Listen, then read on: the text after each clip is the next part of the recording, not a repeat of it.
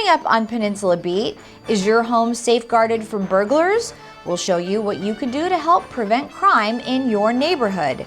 There's a new president at Marymount, California University. Earth Day events spring up all over the Hill. The PV Arts Center educates and celebrates California architecture. Swimmers at Peninsula High School stay dedicated to reaching their goals. And with Mother's Day just around the corner, we have some great ideas for mom at the Terranea Resort. The latest crime statistics show burglaries are down in Rancho Palos Verdes. Meanwhile, the city and law enforcement continue to step up public safety efforts. The Lomita Sheriff's Station is now seeking more residents to join volunteers on patrol. Liz Brown Swanson caught up with some of the volunteers patrolling our community to prevent crime. The Lomita Sheriff's Station is seeking more volunteers on patrol. Every day, volunteers on patrol cruise the peninsula in white marked cars. They are watching for criminal activity to help law enforcement keep our community safe. Well, the volunteers on patrol are extremely important, and they're assisting the deputy sheriffs actually out in the field. We've had numerous times when there's been fatalities. Volunteers on patrol were out there literally holding the streets, putting up the cones, putting up a flare pattern. We mainly are being out on patrol in the uniform and in the car that says sheriff's on it. We want to show an image that is sometimes hopefully a deterrent for crime. It is also helpful to people who may need assistance. So we're out there doing that. We do vacation checks on houses and houses are vacant. They're going to be gone for a while. We do that kind. We do traffic control on accidents. For years, the Lomita Sheriff's Station has been recruiting citizens to join volunteers on patrol to assist deputies in the field. They are trained to perform non-hazardous duties, from checking on homes to issuing parking tickets. They are not armed, but have the tools to stay out of harm's way. Yeah, 10-4, we got it. We don't have guns, we don't have weapons, but we have something, sometimes it's even better. We carry radios, so we can get people who do have weapons to help us out right away. And that's exactly what we would do if we saw something that was suspicious. I have been successful in observing people who are suspicious and who have turned out to be of a suspicious nature and have been taken into custody. I have done that. That is a kind of an adrenaline rush. This RPV resident has volunteered for 17 years, and his colleague joined 5 years ago. Every time they get behind the wheel, they know they are on an important mission and encourage more residents to get involved to prevent crime. I think it's very effective and helps us to keep control of our situation here and helps the police department, the sheriff's department of keeping track of what's going on around the area. There are eyes and ears. They're the ones that are out there. We don't want them contacting people unless it's just a friendly contact. But they do have police radios, so they have full contact with us at all times. What kind of background do you need? What do people need to know if they are interested in doing this? Well, it's really very simple. I mean, you need to be a U.S. citizen, 18 or older, and we'll do a full background check. We'll actually live scan them, which includes the full fingerprints, and we're checking their background. We definitely have room for more volunteers on patrol. Law enforcement is something that I have always loved to do, and I have experienced in the past, and I wanted to give back to my community. I think it's rewarding. I think if you have time on your hands and retired, it's wonderful. And if you're younger and plan to pursue a career in law enforcement, I tell you, it looks great on a resume.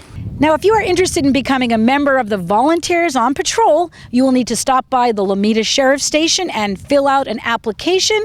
Once you have been cleared and approved, then you will be trained and ready for action to be part of this fine team that is sworn to help serve and protect our community. I'm Liz Brown Swanson reporting for RPV TV. At the April 19th City Council meeting, both council members Jerry DeHovic and Anthony Mizitich agreed to sign up to become volunteers on patrol. Residents needing more information on the program can call Sergeant Doug Shive at the Lomita Sheriff's Station at 310-539-1661. Well, we are all learning that finding a new president is a long process, but Marymount, California University has found their man. I had a chance to sit down with their new president, Dr. Lamadrid, who was introduced to the community at an event on the campus. The process is intense because you're on stage, you have to be on the whole time, and everything is pretty new. But my attitude was to just be yourself, try to enjoy the people, try to learn as much as you can about the school, and if it's meant to be, if the fit is good, then it's good, and it's good. You kind of leading me into my next question about the fit. How do you know, especially you're moving across the country, how did you know it would be a good fit for you and your family? Well, I think part of my attraction to Marymount California University was that it's a Hispanic serving institution, and for a while I've felt like a call to be at a HSI. So that interested me. Also, I've been in Catholic higher education for 20 years, so that fit seemed good for me. Dr. Lamadrid had not only the academic qualifications, not only the administrative qualifications, he has a deep a passion for Catholic higher education, and he has a zest for life that we thought that Marymount would appreciate. Once we got into the interview stage, it was not a hard decision to make. It was pretty obvious to us. So. And for people that don't know, talk about the process, what it takes to bring a president in. Well, typically, presidential searches take the better part of a year because you do indeed open it up to the whole country. And you want to make sure that you allow plenty of time for the different parts of the process, and part of that process is the paper search, then numerous reference checks, numerous interviews, on down to a semi-final pool of about 8 candidates, and then to a final pool of 3 candidates, and you bring those 3 candidates to campus each for a full day to get to know the community. So a lot of time is spent just making sure that we got the right people oriented to that final pool, and then from that final pool we can make a decision that we're happy with. My wife grew up in California, so for her it's home, and in fact I have several relatives on her side of the family coming tonight. Nice. So that'll be fun. My oldest is graduating this year, and she's going to college, and she's going to Stanford, so same time zone. Very nice. And the middle child, Grace, this is the job she wanted me to get. Okay. Yeah, and my son said he doesn't care, he'll go as long as they have football. So thank goodness the Rams are coming to town. They're helping you out now. They are. That's part of the recruitment. What are some of the biggest challenges for you coming in? I think what it is getting to know the culture. Whenever you have a new president, 2 things happen. Like in any relationship, both parties change. So I expect to be changed by the position, and I expect the university to change as well. And likewise, being in Rancho Palos Verdes, there will be a relationship there, and I will change being a resident here, and hopefully the community will change in a positive way by having me a resident. By starting April 1st, which is what the committee asked me if I could do that, and because I was coming from the private sector, I thought it was to my advantage in the sense that I could get to know the people, get to know the community, and make an impact right away for the upcoming fall. It's true, I'm not a California native, but in my last job I came out to this area quite a bit, and look at it. I mean, who wouldn't want to live here? On April 22nd, Earth Day is celebrated around the globe. The annual event was created in 1970 to promote protecting the environment. Here in Palos Verdes, the community gathered at the promenade on the peninsula at an Earth Day fair co-sponsored by the City of Rancho Palos Verdes and Rolling Hills Estates. Liz Brown Swanson joins us with more from the fair. Liz. Well, Mother Nature certainly provided a beautiful day for Earth Day celebrations right here at the promenade on the peninsula, where the community came together to learn about nature and doing a better job of protecting the environment. I think Earth Day is important because, like, we've done a lot of damage to the planet, so there's like one day where we should all pitch in and help fix it. It's a great event through Rancho Palos Verdes, Rolling Hills Estates and Rolling Hills, as well as the promenade on the mall, coming together to celebrate Earth Day, promote recycling, promote litter abatement and water conservation, as well as promote a lot of the local initiatives through like the Land Conservancy or South Coast Botanic Gardens and so many other nonprofit organizations that benefit the peninsula. We also have the schools here. Rancho Vista is promoting their Recycling for Cause program, some utilities through like Cal Water, and then an agency, stormwater pollution consultant for the cities that educates about stormwater pollution as well. Well, Earth Day is important to me because, like, if we don't like help the earth and not reduce, reuse, and recycle, like the world could be polluted and like everything would be like just like trash everywhere. Earth Day is important so we can learn about our planet and help our planet. It's very exciting to be here, and it's our vision to make environmental protection second nature in young minds. We're talking a lot about some of the things they can do, making choices about what kind of items they bring to school when they bring their lunch, bring reusable items to school. My 4th and 5th graders do Recycling for a Cause, and what they do is recycle for the whole school, and then we take all the recycling for redemption, and the money that we earn is donated to charity. I'm here with Mona Dill with Recreation Parks Department. Of course, RPV is one of the sponsors of this event. How much fun are you having today? Liz, we are having so much fun sharing our love for the environment with all these kids. This is just great. Talk about the message today. What are you sharing with the kids today? So really, it's all about reusing and recycling and taking care of our natural environment. That's exactly why we're here. Spun the wheel right here, and I got a prize, and I got a tomato plant. And are you going to go home and plant this? Yeah, and I'll grow tomatoes. I think the thing we want to do is give kids an opportunity to experience nature, whether they're actually out in nature or not. So coming to events like this or going to schools or parties sometimes is kids' only opportunity to explore nature in a new way. With the Environmental Services Center, we really focus on a lot of energy efficiency and water conservation. We're really trying to get people to move away from incandescent lights. Let me turn this on. And compact fluorescent light bulbs, and really move to LEDs, because LED light bulbs can last like about 23 years, and that's using it on average 3 hours a day, every day. I do try to recycle. I also take shorter showers, and I also just try to recognize that I don't need to consume as much as I used to. I like to reuse plastic bottles as much as I can, and I have a booth here that talks about global impact and alternative sources of energy. All right, no doubt all the excitement was right here at the Rancho Vista Elementary School's booth. These kids got an absolute A for effort in getting the Earth Day message out, and they're going to give it to us right now. That's right. Recycle, reduce, and reuse, not just on Earth Day, but all year round. I'm Liz Brown Swanson reporting for RPV TV. In an effort to reduce crime, the Lomita Sheriff's Department shared some tips with our very own John Clayton on how you can keep your home safe. We're talking with Lee, the owner of this fine house behind us. And Lee, I'd like you to point out a few things that in your estimation are really good in terms of home safety, and then I can ask Sergeant Shive to comment on that. Give us a brief overview of some of the things that you think are very good in terms of home safety. We have a security system placard out. We have a gate on both sides. We have tinted windows on the garage so you can't see in.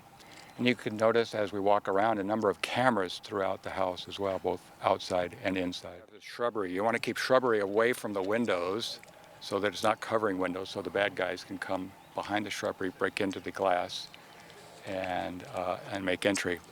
Just let me ask Sergeant Shive, that's an interesting thing about tinted windows. What are your thoughts on that? Oh, I think that's a great idea. I think if somebody is going to break in and they see a weak point and possibly the pedestrian door to your garage, but they cannot see in, chances are, just like your car, if they don't see anything valuable in sight, that they may move on. From my experience talking to many inmates, actually, asking them for advice, they had mentioned that cactus, rose bushes, anything that you can put in front of a lower window or a door, that would they would move on to somewhere else, because they're definitely not going to be climbing over a cactus. We're standing in the doorway of Lee's house, and I understand there's some interesting things here. Could you point out what they are? Yes, before we go in, John, I thought I'd like to point out the infrared sensor here at the door, so that if someone approaches the front door, it'll beep twice, zone 2. And I have a number of units in the house. I can hear that throughout the house. I know if there's someone coming to my door.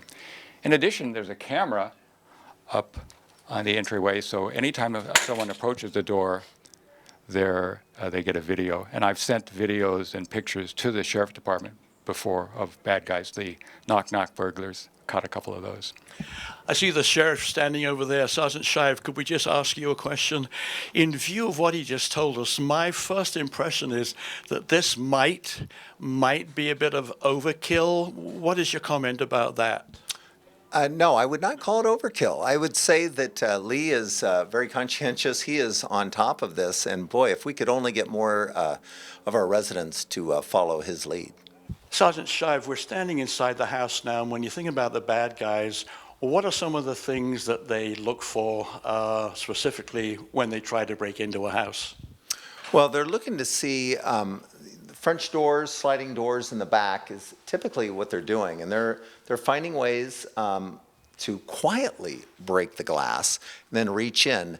What I'm noticing here is he actually has a nice lock at the top. He has the bar at the bottom of the French door, so I think it would be quite difficult just to pry the lock. They would actually have to break the glass. For someone that really doesn't have that much knowledge or information about what they can do, does the sheriff's department have any sort of handbook? I mean, well, they can call me. They can call me directly. My phone number is 310-891-3227, and I will actually go to their home and we'll do what we call a home audit. And that's a completely free service of the sheriff's department? Yes, it is. Wow, what a wonderful resource in Rancho Palos Verdes. The PV Arts Center is featuring some of the most unique architects and their California style on the peninsula. Here's more on this story from John Clayton. Yeah, I mean, what were some of the things that drew you to have an exhibit like this? Well, one of the motivating factors was that this year, during the 2016 Palos Verdes Dream House raffle, we have an iconic property that is offered in the raffle, designed by Pierre Koenig. The house was built in 1966. It's located in Rancho Palos Verdes, and we wanted to build an exhibition around that period of time, celebrated time in American architecture. From what you said, all these architects were involved in properties in Palos Verdes? They all were, and if you think about it, they were all from Southern California, and they really shaped a whole new lifestyle that was across the nation. People were, it was the time of the TV dinner and aluminum foil. The TV dinner. Yeah, whoa. Those wonderful things, people were living differently. The open floor plan, the indoor-outdoor living lifestyle, all of that originated right here in Southern California and spread like wildfire throughout the country in suburban communities. It all started here, so we wanted to celebrate that time and explore it. Is it unusual to have so many, as far as I can see, famous architects sort of descend on Palos Verdes? Of course, back then, the peninsula was hardly developed at all. Is that right? Well, that's correct. Although, right after World War II, there was a building boom because of the aerospace industry. So many of the employees that were being relocated to the South Bay to work at Northrop, to work at Hughes, they came from the East Coast, and they were very sophisticated people, and they were looking for a modern lifestyle. And these architects were the height of modernism. So many of the more affluent members of the community chose those people because they were cosmopolitan, they spoke to the lifestyle that they wanted to live, and also because of the climate, they had developed a particular style of indoor-outdoor living that was really especially suited to the Palos Verdes Peninsula. When I think about Paul Revere Williams, and I know we talked about it just momentarily, but this must have been, back in that day, quite an achievement for an African American to have such a prestigious background and to be, sought after to do these homes. Oh, absolutely. And, Paul Revere Williams was the first African American architect to be inducted into the American Institute of Architects. Wow. And, again, it's Southern California at its finest hour. And when we come back, what does it take to be a champion swimmer? You'll find out from the experts. And are you still looking for something special to do for Mother's Day? We might just have the answer coming up next. Don't go away. And in sports, there are many championship banners that hang at Peninsula High School when it comes to swimming. So what does it take to be a champion in the water? I had a chance to sit down with the student athletes and their coach, who talked candidly about the time and dedication they put in to be the best. A lot of these top-notch swimmers, they swim in the morning and then they swim for 3 hours in the evening. So we're talking about 5 hours of swimming a day. How is it possible that they do that and they still do anything else? It's tough. I mean, they're really juggling, school and this rigorous workout schedule, and then they have to find time to eat and then have a social life on top of it. But they get it done, and and they come up huge at the end of the season when we have our big championship meet.